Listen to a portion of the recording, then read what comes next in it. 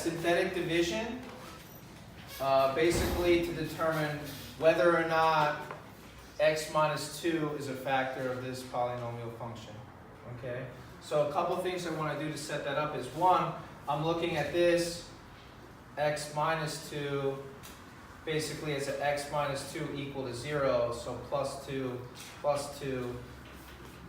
which tells me that I want to see if 2 is a possible root, which tells me I want to divide by, or use synthetic division by 2, positive 2, not a negative 2, a positive 2. And then I list in order my coefficients. Now, let's say I didn't list an x squared here, there was no x squared, what would you do? You would actually hold that place with a 0.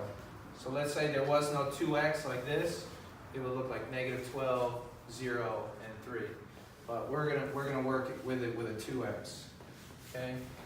So 2. Basically, I used all my coefficients. Okay, I listed them in descending order. That's why we worked with highest degree in that other learning target. And so we can, work with descending order. Now, first step always is just going to be drop this number here and list the 2. Then the 2 gets, I'm just going to try to show the first pattern here. I could maybe just show it. Is to multiply this 2 times positive 2, and then the result will go here, 4. 2 times positive 2, the result goes here, 4. And then I'll evaluate this like negative 12 plus 4, which gives me a negative 8. And then I take the negative 8, multiply it by 2, and put the result here, negative 16. And then I basically do positive 2 minus 16, which is negative 14. What am I left with? And then I do the 14 times the 2. Bless you. And then the negative 14 times 2, which is negative 28. And I put the negative 28 here. And then you end up with negative 25. And because there's a remainder, we know that's not an actual root.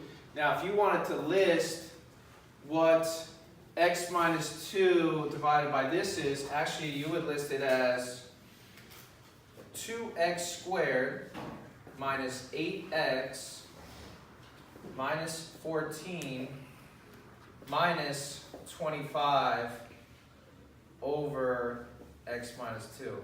This being, you would list this as a remainder with the x minus 2 on the bottom.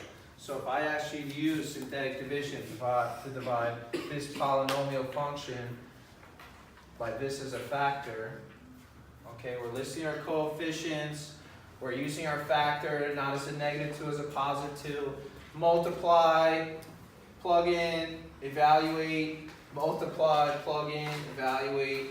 And then this is the same thing, this remainder here is the same thing as if, let's say we were talking about before the 15 divided by 4. That goes in 3 times and you have a remainder of 3.